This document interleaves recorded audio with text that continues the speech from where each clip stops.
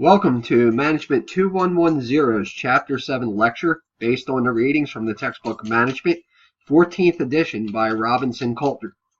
Let's get started. So first we'll cover the learning objectives for Chapter 7. We're going to compare and contrast views on the change process. We're going to classify types of organizational change. We're going to explain how to manage resistance to change, know how to be change ready by overcoming your resistance to change. We're going to discuss contemporary issues in managing change, and we're going to develop your skill in change management so that you can serve as a catalyst for change. We're going to finally describe techniques for stimulating innovation. So at one time, the calm waters metaphor was fairly descriptive of the situation managers faced. It's best discussed using Kurt Lewin's three-step change process. According to Lewin, successful change can be planned and requires unfreezing the status quo, changing to a new state, and then refreezing to make the change permanent. Increasingly, managers are realizing that the stability and predictability of the calm waters metaphor doesn't exist. The disruptions in the status quo are not occasional and temporary, and that they are not followed by a return to calm waters. Instead, we have our second change metaphor, and that's the whitewater rapids. Today, an organization that treats change as the occasional disturbance in the otherwise calm and stable world runs a great risk. Too much is changing too fast for an organization or its managers to be complacent. So you think about the trends now at the workplace. You have a trend of a revolving door at most places. I think the average individuals stay at their first career, first job within their career is somewhere around 5 years. So, you have a constant change of personnel. You think of the turbulence, consequent to some of the ethics violations that we spoke about in the previous chapter. And then you think about the technological advancements, so that's going to create change. Think about your workplace, new ways of doing business. So, you want a fundamental process to make sure that change can manifest into and anchor into the organization's culture.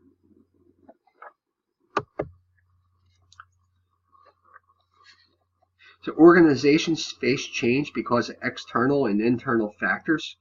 They create the need for change. And Exhibit 7-1 here, we have some of the external and internal factors.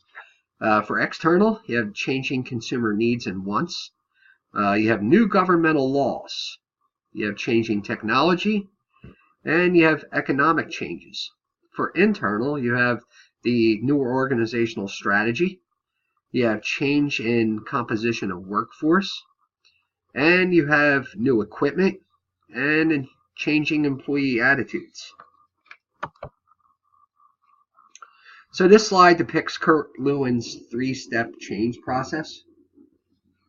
So you have the unfreezing to the left of the continuum, and then you implement your change, and then you have the refreezing. So unfreezing, you think about some of the behaviors that may be associated with unfreezing, which we'll get into later in the chapter, but trying to help explain this slide to you. So on the left side, that's when you're first creating that sense of urgency, like we need to change. Make sure the organization's ready. If you're not ready for change and you have barriers to change, you're going to have some issues upon implementation. And sometimes that involves getting your guiding coalition of change agents. So you want the right people leading the change. Change isn't just about management. It's you want leadership to help change manifest. You're going to need a vision too. Vision. People who are visionary need to be able to kind of visualize the desired state in order to get their buy-in. So in order to motivate people to accept and embrace the change, you're going to have to be visionary, okay? And that's also going to entail communications, right, which we spoke about. So the art of communications, how do we motivate everybody to embrace the change, okay? After communicating that vision, you're starting to now move into the changing area of this continuum. So when it comes down to the implementation part, you're going to take a broad-based action for change. Okay, that's getting all the motivating parts. It doesn't mean that this process is linear, the way it's laid out here on the slide. Change cannot be done in a linear fashion and be managed successfully. You're going to be revisiting these stages throughout implementation of change. So you have your broad-based action. That's where you get your change agents and all the moving parts going. You're rewriting policies, procedures, implementing new techniques, whether it's equipment too, you may have to implement. And in order to keep all the moving parts motivated and helping this change manifest, you're going to have to, within the implementation part, with that broad-based action, motivate personnel through the successes that are being experienced. So you want to document those short-term wins, and those short-term wins can be documented in multiple ways. They can be documented through performance appraisals, measurements of productivity. It's like saying, hey, this is the data, and you want to maybe provide illustrations to everybody. This is where we were. We implemented this new procedure. Now this is where we are now, and you want to show increases in productivity or revenue even. Remember, revenue is not to drive the culture. However, it is a goal for organizations to make money. So in order to get everybody motivated for the change, they need to see how the change is improving things, and you're going to have to do that by presenting data and those wins. And then refreezing. Okay, so what refreezing essentially is you're anchoring that change into the organization's culture. Okay, so it's the new way of doing business. And how do you do this?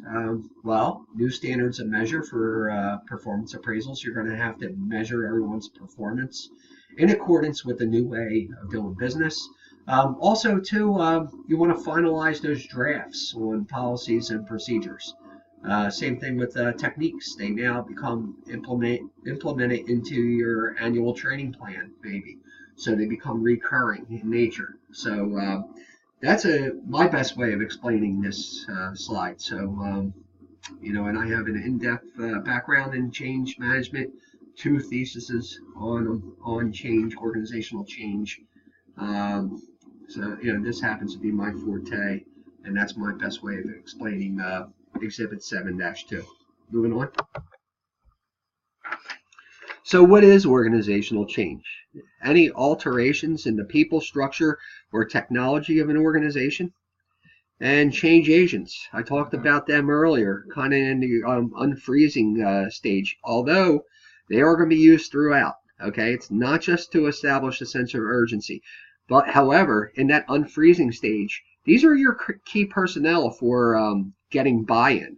Okay, whether it's based on their expert power, a lot of people will lead or follow somebody rather throughout change based on them being the guru of a particular subject area. So if they're the SME or subject matter expert in technology, and you have a technological advancement at the workplace, people may follow these people, so they are your best change agents. And then also too, you have the people who exhibit that referent power, and those are the individuals who are charismatic. People will just follow them because they like them. And also too, you have positional power, which is legitimate power in leadership, and that is the coercive way of getting people to embrace change. You're going to because I'm the boss, and I said you're going to. You know, it's not the most motivating power. However, it does work for some people, and it's a multifaceted approach. So these change agents are persons who act as catalysts and assume the responsibility for managing the change process. Now, you think most managers at one point or another will have to change something in their workplace. We classify these changes as organizational change, which is an alteration of people, structure, or technology. Okay, so remember that. And organizational changes often need someone to act as a catalyst and assume the responsibility for managing the change process, as I said, and that is your change agent. So change agents can be a manager within the organization. Now, that's the individual with the position power I spoke of, but could be a non-manager, for example, a change specialist from the HR department, or even outside an outside consultant. Okay, nonetheless, I gave you a nice or an in-depth explanation of the certain powers that are involved with change agents.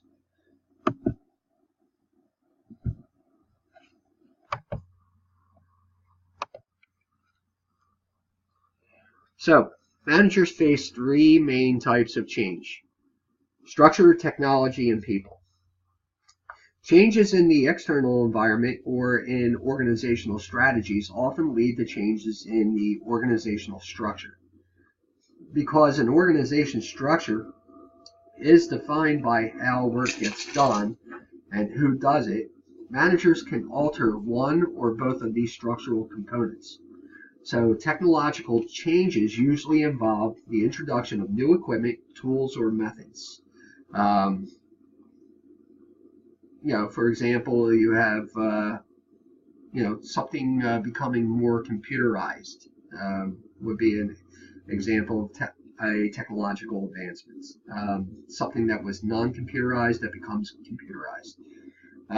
Competitive factors or new innovations within an industry often require managers to introduce new equipment, tools, or operating methods. And then changing people involves changing attitudes, expectations, perceptions, and behavior, something that's not easy to do. Nonetheless, if you think about those leadership powers I spoke about earlier, that's the organizational psychology approach to getting individuals buy-in. So managers face three main types of changes, like we said: structural, technology, and people, as illustrated here in Exhibit 7-3. So with structure, you have the structural components and structural design of an organization. With technology, you have work processes, methods, and equipment. And then with people, you have attitudes, expectations, perceptions, and behavior, individual and group. So, changing people. It involves changing attitudes, expectations, perceptions, and behaviors. Something that's not easy to do, like we said. Organizational development is the term used to describe change methods that focus on people and the nature and quality of interpersonal work relationships. Managers need to recognize that some techniques that work for U.S. organizations may not be appropriate for organizations or organizational divisions abroad. So the most popular organizational development techniques are described here in Exhibit 7-4. So you have more effective interpersonal work relationships. Okay, and that crosses into like sensitivity training, and that's a method of changing behavior through unstructured group interaction. Next, you have team building, and that's activities that help team members learn how each member thinks and works.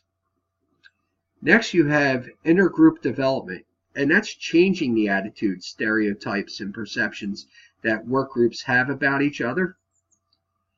Next, you have process consultation, and that's an outside consultant helps the manager understand how interpersonal processes are affecting the way work is being done. And then finally, you have survey feedback, and that's a technique for assessing attitudes and perceptions, identifying discrepancies in these, and resolving the differences by using survey information in feedback groups. So why do people resist change? I spoke earlier about the barriers of change. A lot of times it's the personnel. Getting buy-in's pretty tough for change. You think about the cross-functionality of change. If a particular change in your area is going to affect another cross-functional area. For example, you work on a manufacturing line. However, a new change is, that's going to be implemented in your area is going to affect somebody in accounting, with that individual not actually getting an idea of how the change is going to be beneficial to, him or her. It may take a little work to get some buy-in. So, that's, not giving you a complete reason why people resist. That's just like one example. A lot of times it's cross-functionality. And the main reasons include that uncertainty, habit, concern over personal loss, and the belief that the change is not in the organization's best interest. Change replaces the known with uncertainty. So you think about that, like you've been operating a certain way for so long. Now we're going to do it a new way, which is supposed to cut waste, save costs, be more effective and efficient. Well, how do we know that? Another cause of resistance is that we do things out of habit. We are all creatures of habit. Why do we need to change? Everything we've been doing has been working thus far. I like being in my groove. And it's a tough sell. The third cause of resistance is the fear of losing something already possessed. Change threatens the investment you've already made in the status quo. And then the final cause of resistance is a person's belief that the change is incompatible with the goals and interests of the organization. Where are we going? How does this change align with our strategy? People need that. They need transparency in order to achieve buy-in. And if it isn't embedded already where you can be transparent, you're going to have to sell. You're going to have to definitely sell the benefits of the change. So several strategies have been suggested in dealing with the resistance to change. These approaches include education and communication, participation, facilitation, and support, negotiation, manipulation, and coercion. Okay, so education and communication can help reduce resistance to change by helping employees see the logic of the change effort. Now, this technique, of course, assumes that much of the resistance lies in misinformation or poor communication. Now, participation involves bringing those individuals directly affected by the proposed change into the decision-making process. Now, their participation allows these individuals to express their feelings, increase the quality of the process, and increase employee commitment to the final decision. Now, facilitation and support involve helping employees deal with the fear and anxiety associated with the change effort. This help may include employee counseling, therapy, new skills training, or a short paid leave of absence. Negotiation involves changing something of value for an agreement to lessen the resistance to the change effort. Now, this resistance technique may be quite useful when the resistance comes from a powerful source. Then you have manipulation and co-optation.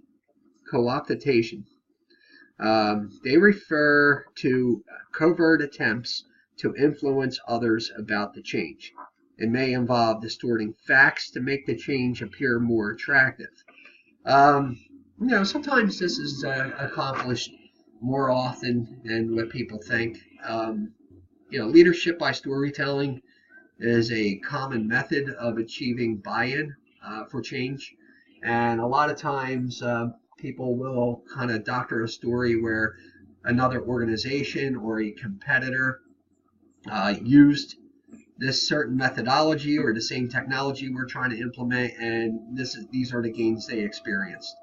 And then finally, coercion. This is the power of that legitimate power associated with position power, where I explained earlier that sometimes change it will be led by a leader, somebody in a leadership position, and people will have to follow the lead, because if not, there's going to be accountability associated. So coercion can be used to deal with resistance to change. Coercion involves the use of direct threats or force against the resistors. So it's that coercive power, leadership power. You're going to do this because if not, you won't see a weekend off for a while, or it's going to reflect in your performance appraisal that you were resistant, or we're going to reprimand you. It's not the most motivating approach, because you are achieving buy-in only because of the associated accountability. So do you think really as people are moving towards the change that they're going to be very productive? No. So nonetheless, you may have to use it at times.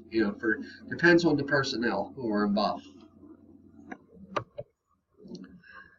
So when managers see resistance to change as dysfunctional, what can they do? Okay, several strategies have been suggested in dealing with resistance to change.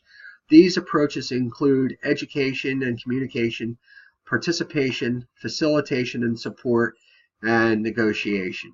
Manipulation and co-optation and coercion. These tactics are summarized and described here in Exhibit 7-5. I'm just going to leave this up a little bit. Anybody wants to take any notes?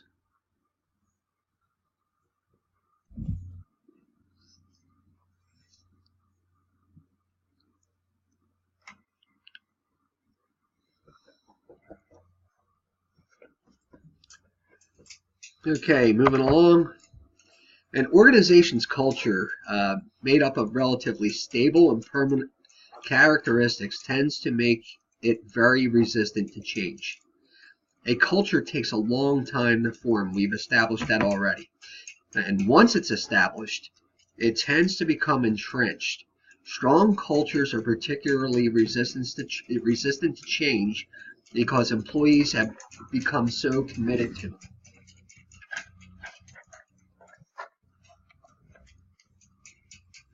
So here we have conditions that facilitate cultural change: the occurrence of a dramatic crisis, leadership changing hands, a young, flexible, and small organization, and a weak organizational culture.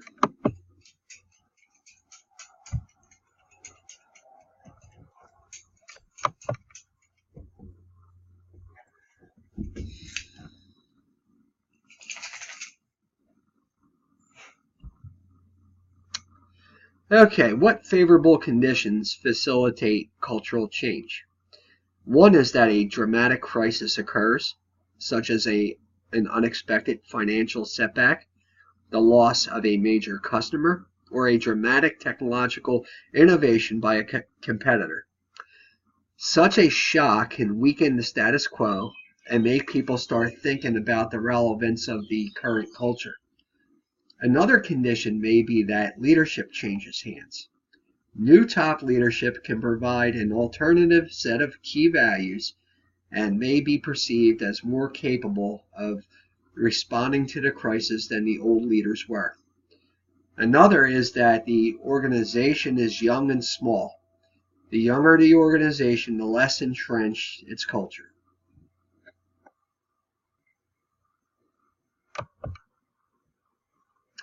If conditions are right, how do managers change culture? No single action is likely to have the impact necessary to change something ingrained and highly valued. Managers need a strategy for managing cultural change, as described in Exhibit 7-6. And that is set the tone through management behavior. Top managers particularly need to be positive role models.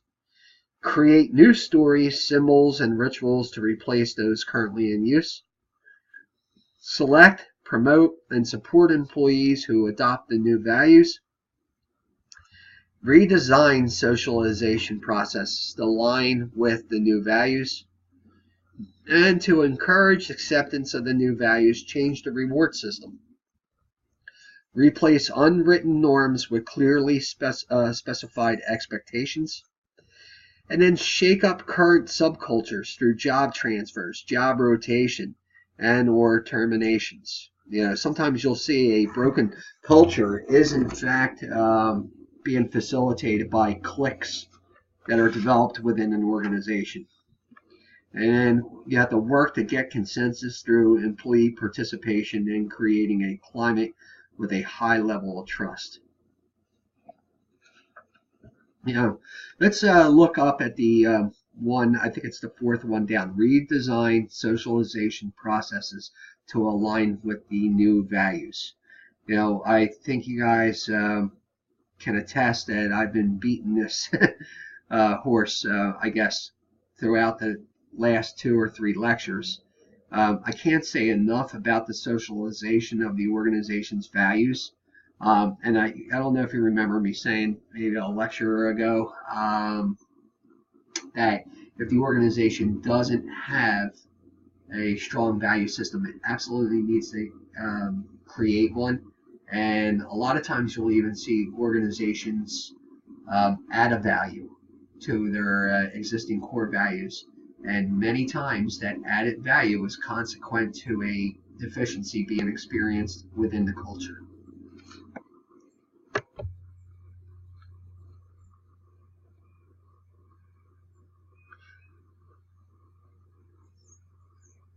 So, stress is the adverse reaction people have to the excessive pressure placed on them from extraordinary demands, constraints, or opportunities. Stress isn't always bad, although it's often discussed in a negative context. Stress can be positive, especially when it offers a potential gain. For instance, functional stress allows an athlete, stage performer, or employee to perform at his or her highest level at crucial times. Now, stress can be caused by personal factors and by job-related factors called stressors. Clearly, a change of any kind, whether it's personal or job-related, has the potential to cause stress because it can involve demands, constraints, or opportunities. Organizations have no shortage of factors that can cause stress. Role demands relate to pressure placed on, or pressures rather, placed on employees as a function of the particular role he or she plays in the organization. Role conflicts create expectations that may be hard to reconcile or satisfy. Role overload is experienced when the employee is expected to do more than time permits. Role ambiguity is created when role expectations are not clearly understood and the employee is not sure what he or she needs to do. What are the expectations?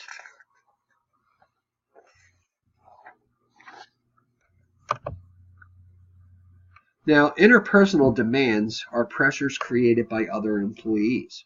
Lack of social support from colleagues or poor interpersonal relationships can cause considerable stress, especially among employees with a high social need. Organization structure can increase stress. Excessive rules and an employee's lack of opportunity to participate in decisions that affect him or her are examples of structural variables that might be potential sources of stress. Now, organizational leadership represents the supervisory style of the organization's managers. Some managers create a culture characterized by tension, fear, and anxiety. They establish unrealistic pressures to perform in the short run, impose excessively tight controls, and routinely fire employees who don't measure up.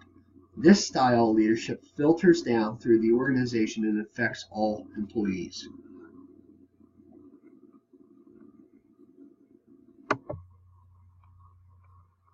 You have personal factors that can create stress, and they include family issues, personal and economic problems, and inherent personality characteristics.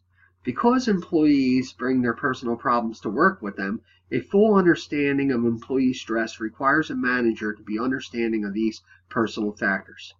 The type A personality is characterized by chronic feelings of a sense of time urgency and excessive competitive drive and difficulty accepting and enjoying leisure time. The opposite of type A is type B personality. Type Bs don't suffer from time urgency or impatience. Until recently, it was believed that type As were more likely to experience stress on and off the job. A closer analysis of evidence, however, has produced new conclusions. Studies show that only the hostility and anger associated with type A behavior are actually associated with the negative effects of stress.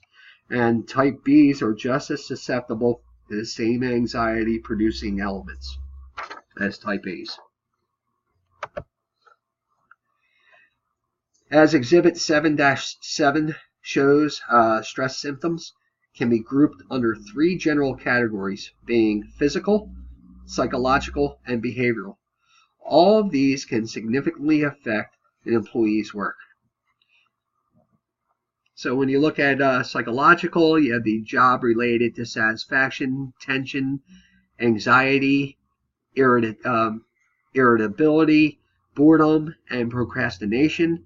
Under behavioral, you have changes in productivity, absenteeism, job turnover, changes in eating habits, increased smoking or consumption of alcohol, and rapid speech, fidgeting, and sleep disorders. Under physical, you have changes in metabolism, increased heart and breathing rates, and raised blood pressure, headaches, and potential of heart attack.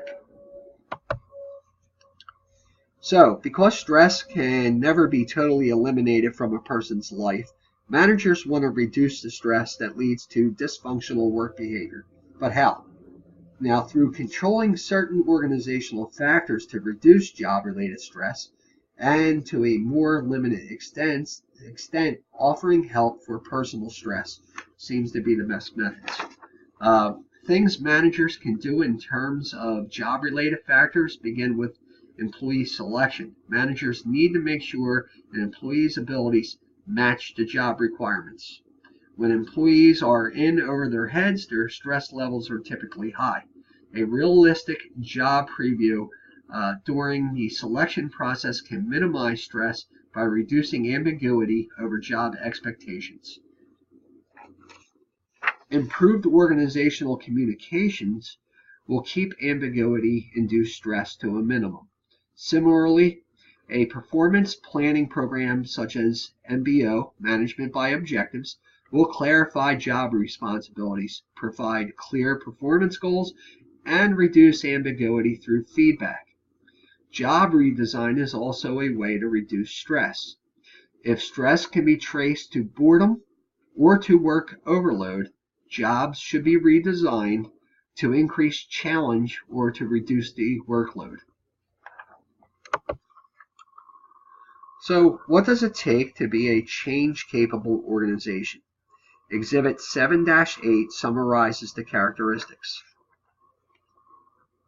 So, first you need to link the present and the future, and that is, think of work as more of an extension of the past.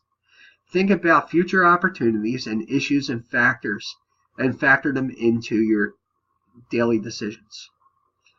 Next, you're going to make learning a way of life. Change-friendly organizations excel at knowledge sharing and management. Actively support and encourage day-to-day improvements and changes. Successful change can come from the small changes as well as the big ones. Also, ensure diverse teams. Diversity ensures that things won't be done like they've always been done. Encourage mavericks. Because their ideas and approaches are outside the mainstream, mavericks can help bring about radical change. Shelter breakthroughs. Change-friendly organizations have found ways to protect those breakthrough ideas. Integrate technology. Use technology to implement changes. Build and deepen trust. People are more likely to support changes when the organization's culture is trusting and managers have credibility and integrity. Couple permanence with perpetual change. Because change is the only constant, companies need to figure out how to protect their core strengths during times of change.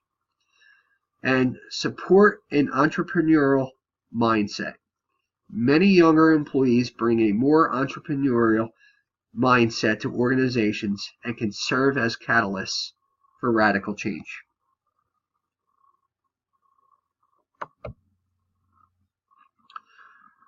The definition of innovation varies widely, depending on who you ask. We're going to define it first by looking at the concept of creativity. Creativity refers to the ability to combine ideas in a unique way or to make unusual associations between ideas. The outcomes of the creative process need to be turned into useful products or work methods, which is defined as innovation. Thus, the innovative process, or innovative organization rather, is characterized by its ability to generate new ideas that are implemented into new products, processes, and procedures designed to be useful.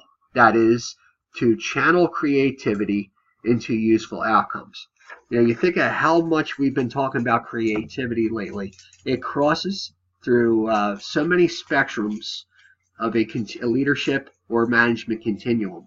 I know we discussed creativity when it came down to diversity, organizational culture, some of the latest trends in HR processes, and what broken organizations have realized that they need, and that's innovation and creativity. Especially with the turbulence of technological advancements. You think about those external forces of change we talked about earlier in this lecture. So having creative people isn't enough. It takes the right environment to help transform those inputs into innovative products or work methods. This right environment, that is, an environment that stimulates innovation, includes three variables: the organization structure, culture, and human resource practices, as illustrated in Exhibit 7-9. So here we have the structural variables. That encompasses the organic structures, that have been unique to the organization since its induction, abundant resources, high inter-unit unit and communication, and minimal time pressure, work and non-work support. Okay, next we're moving on to the human resource variables, and that encompasses high commitment to training and development. So you're striving for optimizing human capital, high job security, and creative people. And then finally, you have the cultural variables. Acceptance of ambiguity. Don't resist it, accept it. That's that VUCA environment that I've explained to you before. If you try to resist it, it'll run over you. Okay? So your acceptance of ambiguity will lead to agility to deal with it when you're faced with it. Tolerance of the impractical, low external controls, tolerance of risks, tolerance of conflict, and focus on ends. An open system focus and positive feedback.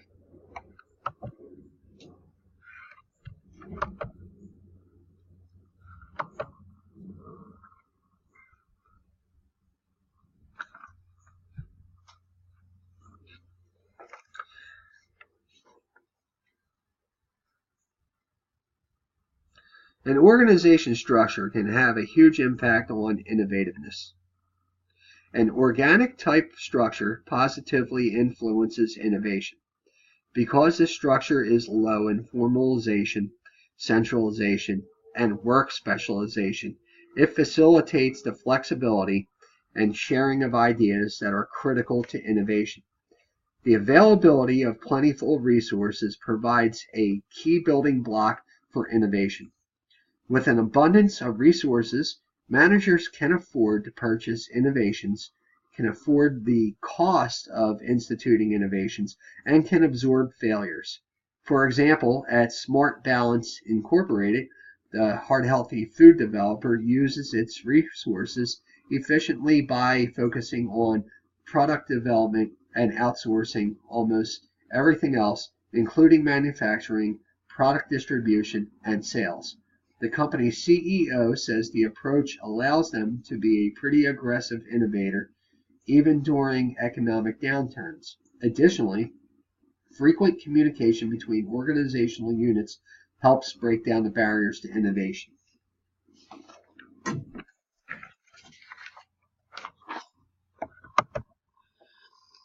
So, innovative organizations try to minimize extreme time pressures on creative activities despite the demands of whitewater rapid environments. Although time pressures may spur people to work harder, they may make them feel more creative. Studies show that it actually causes them to be less creative. So finally, studies have shown that an employee's creative performance was enhanced when an organization's structure explicitly supported creativity. Beneficial kinds of support included things like encouragement, open communication, readiness to listen, and useful feedback.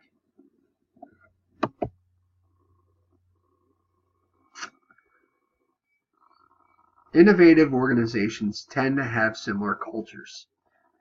They encourage experimentation, set creativity goals, reward both successes and failures, and celebrate mistakes. An innovative organization is likely to have the following characteristics. Accept ambiguity. Too much emphasis on objectivity and specificity constrains creativity. So you think, and I've said it before in class, when organizations are driven to just compliance, that creates boundary spanning constraints where it kind of bottlenecks the creativity. Well, we're meeting our numbers, we're meeting compliance, we are meeting our objectives. Somebody has to span those boundaries to excel. And that's how those best practices come about. Then you have to tolerate the impractical. Tolerate the impractical involves individuals who offer impractical, even foolish answers to what-if questions, and what at first seems impractical might actually lead to innovative solutions. You want to encourage entrepreneurial thinking. Then you're going to keep external controls minimal. Rules, regulations, policies, and similar organizational controls are kept to a minimum. Just make sure you're not breaking the law or violating any ethical standards, and that's how you will foster creativity. You do not want a mindset of let's keep doing it this way, let's continue doing it this way, because we've been meeting our numbers or we've been producing enough. Tolerate risk. Employees are encouraged to experiment without fear of consequences should they fail. Failure and how companies deal with failure is a very big part of innovation. Treat mistakes as learning opportunities. I don't know if you would be successful at a Google search at this, but I do know that recently many companies have been changing their vision and mission statements for certain strategies or strategic plans to encompass failure. So to foster trying, taking risks. Then tolerate conflict. Diversity of opinions is encouraged. Harmony and agreement between individuals or units are not assumed to be evidence of high performance.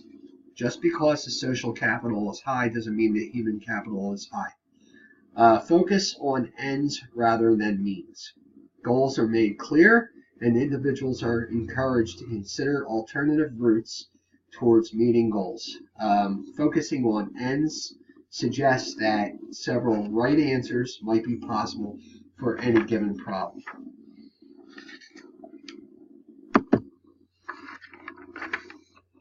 Use an open system focus. Managers closely monitor the environment and respond to change as they occur. For example, at Starbucks, product development depends on inspiration field trips to view customers and trends. Then next, you're going to provide positive feedback. Managers provide positive feedback, encouragement, and support so employees feel that their creative ideas receive attention. So think about the motivating factors present. If you were to try, take a little bit of risk. You don't cross any ethical lines. You don't break any laws, but you span the boundaries and you take risk. And a manager rewards you for it, even though maybe the end product or the end state wasn't the desired one. That's going to foster you wanting to continue to try. Now think about taking risk and then receiving punishment for your failure. Do you think that's going to motivate you to try again? No. So in order to foster it, you're going to have to reward the behavior, the desired behavior, even if the desired state is not realized. And then exhibit empowering leadership. Be a leader who lets organizational members know that the work that they do is significant. Provide organizational members the opportunity to participate in decision making. That is called shared leadership. Show them you are confident because they can achieve high performance levels and outcomes. Being this type of leader will have a positive influence on creativity. That's called shared leadership and empowerment. So innovative organizations actively promote the training and development of their members so their knowledge remains current. They offer their employees high job security to reduce the fear of getting fired for making mistakes and encourage individuals to become idea champions. Actively and enthusiastically supporting new ideas, building support, overcoming resistance, and ensuring that innovations are implemented. An idea champion, or the champions, individuals who actively and enthusiastically support new ideas, build support, overcome resistance, and ensure that innovations are implemented. A strong connection exists between design thinking and innovation. Design thinking can do for innovation what TQM, Total Quality Management, did for quality. Just as Total Quality Management provides a process for improving quality through an organization, design thinking can provide a process for coming up with things that don't exist.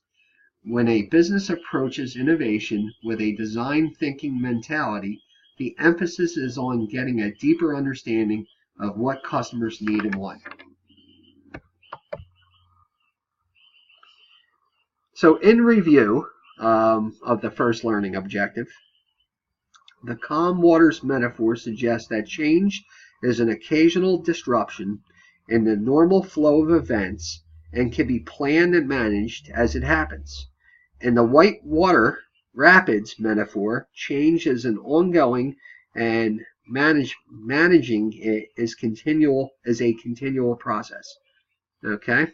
Lewin's three-step model says change can be managed by unfreezing the status quo, that being the old behaviors, changing to a new state, that's the implementation, and refreezing the new behaviors by anchoring the change into the culture.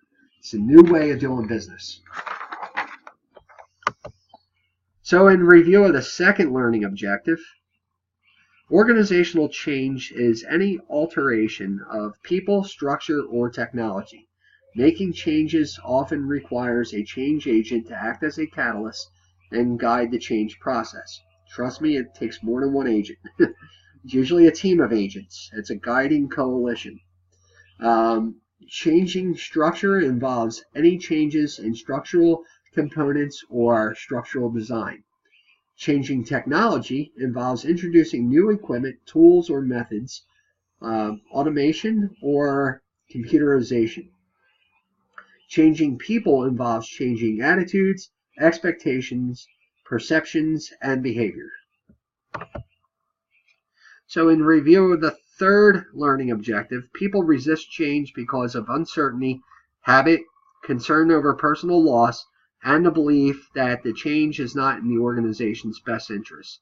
The techniques for reducing change for reducing resistance to change include education and communication. That is, educating employees about and communicating to them the need for change. And participation, and that is allowing employees to participate in the change process. Facilitation and support, that is giving employees the support they need to implement the change. Negotiation, and that is the exchanging something of value to reduce resistance. And then manipulation and co-optation. That is using negative actions to influence. And coercion, using direct threats or force. Not desired, but sometimes necessary. So in review of the fourth learning objective, the shared values and that comprise an organization's culture are relatively stable, which makes it difficult to change. Okay, I'm going to say that again. The shared values that comprise an organization's culture are relatively stable, which makes it difficult to change.